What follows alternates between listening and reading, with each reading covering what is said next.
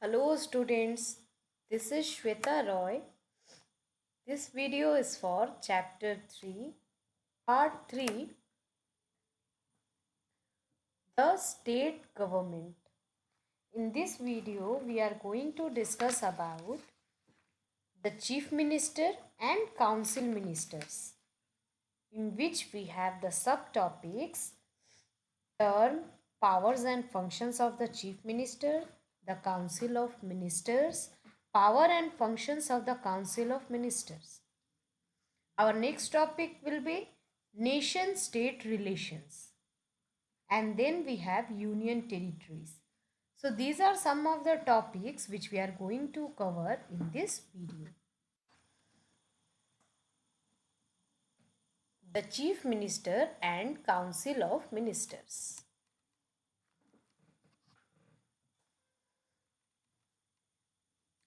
Now we already studied about the election for MLAs. Now a political party whose MLAs have won more than half number of the assembly constituencies in a state would be the majority party, and that will be the winning party. Now after election, the MLAs of majority party will elect their leader, who will become chief minister on the governor's invitation. In case no party wins clear majority, then a coalition government will be formed.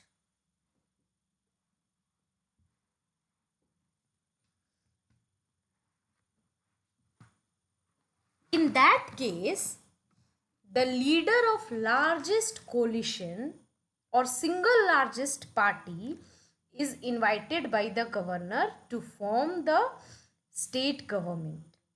That means in case if no one is getting the half number of assembly constituencies, then uh, the largest party or the leader of largest coalition will be invited by the governor to form the state government.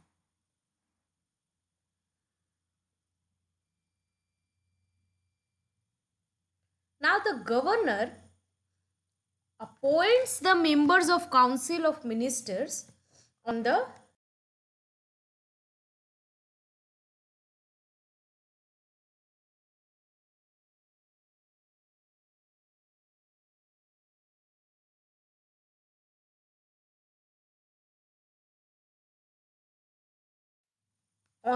recommendation of chief minister.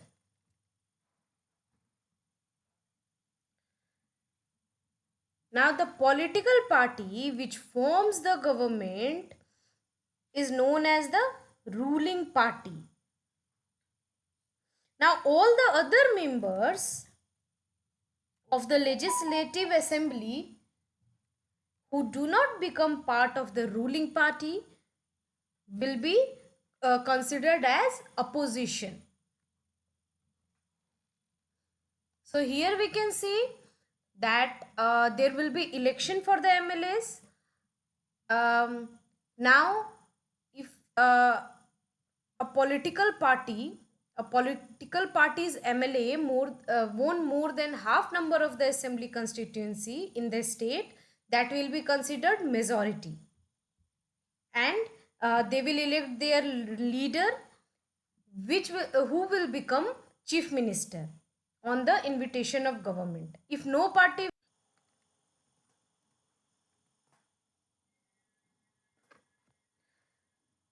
so the normal term of office of chief minister and the council of ministers is 5 years.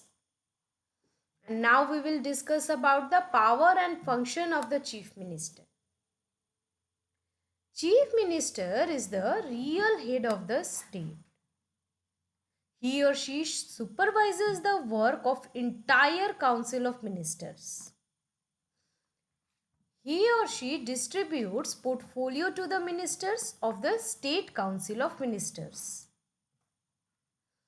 He or she presides over the meeting of the cabinet and the council of ministers. Also communicate all decisions taken to the governor. He or she is responsible for the success or failure of the governor. Total responsibility is of chief minister. If chief minister resigns, this will be treated as resignation of the entire council ministers.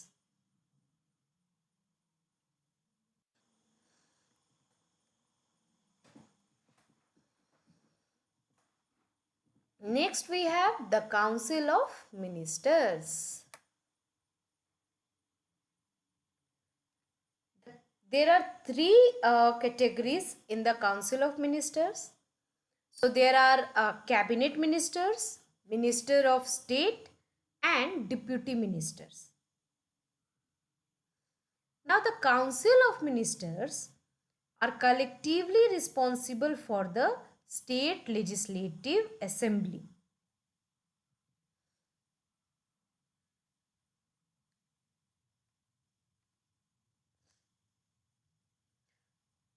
If a vote of no confidence passed by the assembly against any minister, the entire ministry has to resign.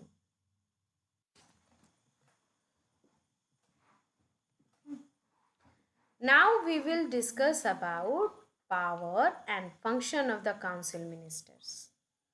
So as we discussed, the chief minister is the real head of the state and the council of ministers are the real executive of state.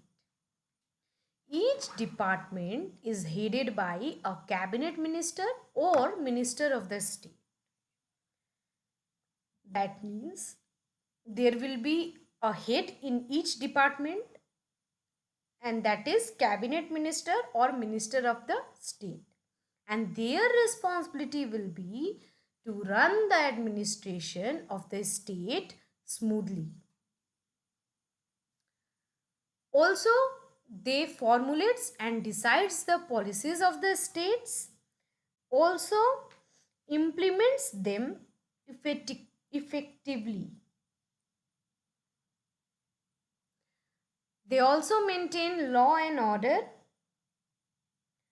and ensure security of life and property of the people in the state.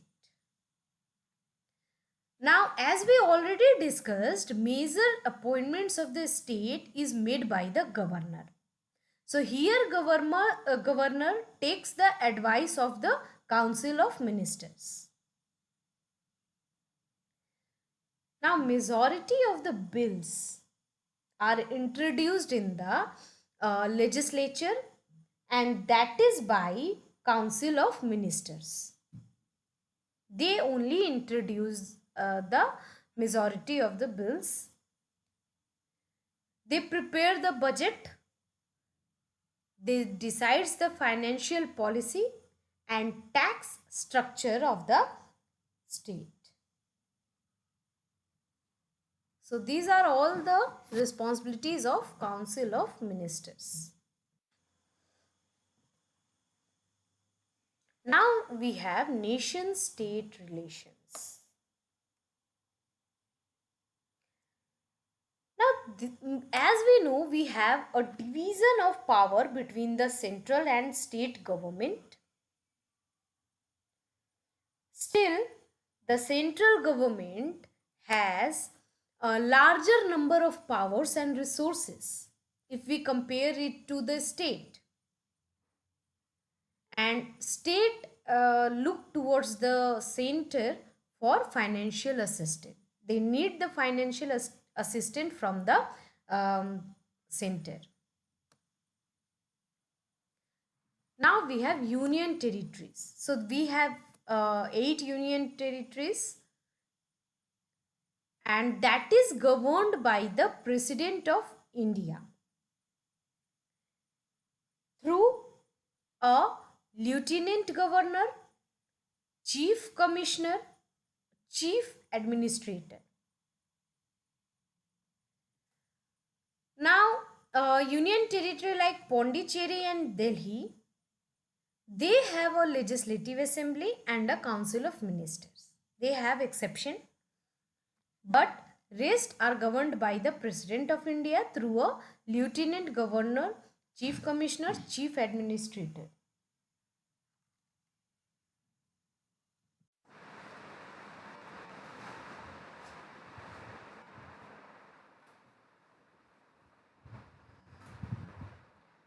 Now in our previous video, we discussed about the three labels on which government works, that is local level, state level and national level. Also we discussed about the three organs of the government, that is legislature, executive and judiciary. We also discussed about the state legislature. So the state legislature can be of two types, bicameral and unicameral. In bicameral, there are two houses, Legislative Council or Vidhan Parishad, Legislative Assembly or Vidhan Sabha. In unicameral, we have only one house,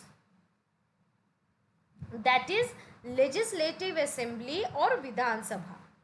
So you can see Legislative Assembly or Vidhan Sabha is the common in both types of legislature.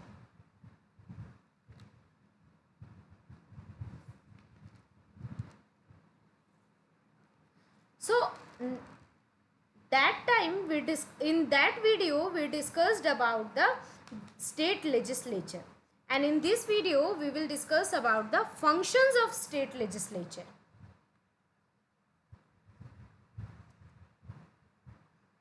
Now the state legislature makes the laws. So making laws is the first function of the legislature. Now we will discuss that what all are the things on which the state legislature can make laws. So the state legislature can make laws related to the state list. You would have read about about three types of list which our constitution has, that is union list, state list and concurrent list. So the center government or union government make the laws on the union list, state government make the laws on the state list, and union government or center government and state government together work on concurrent list. So here we will discuss about the rights of state legislature on which subjects they can make the list. So they can make the list related to state list. Now this state list includes 6 subjects, which is police, agriculture, fisheries, land reform, land revenue, irrigation, water, etc. So these are the 6 subjects which is included in the state list, and on this the state legislature can make the laws. It also makes the laws on concurrent list, as I already told. The state government and the union government or center government together work on the concurrent list. But the state legislature's power pertaining to the concurrent list is limited. The concurrent list includes 47 subjects, and in that it is marriage and divorce, education, electricity and factories, etc. So like this 47 subjects are included in the concurrent list. But state legislature has limited power on this.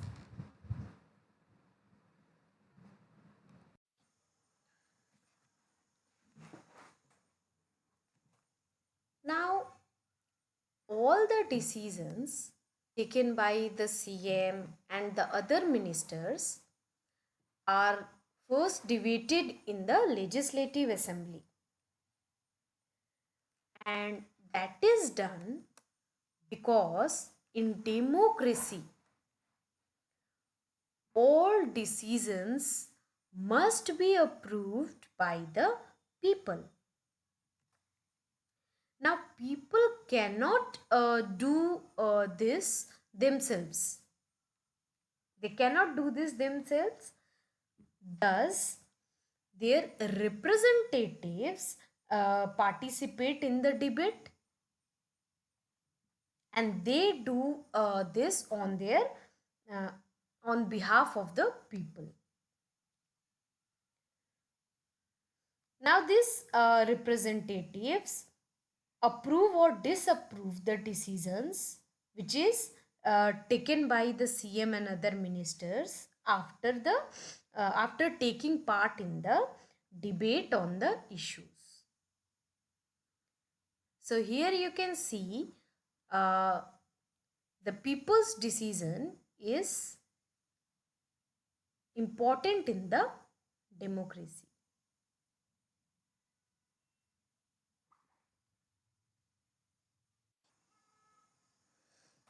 I hope you all understood all the topics taught in this video.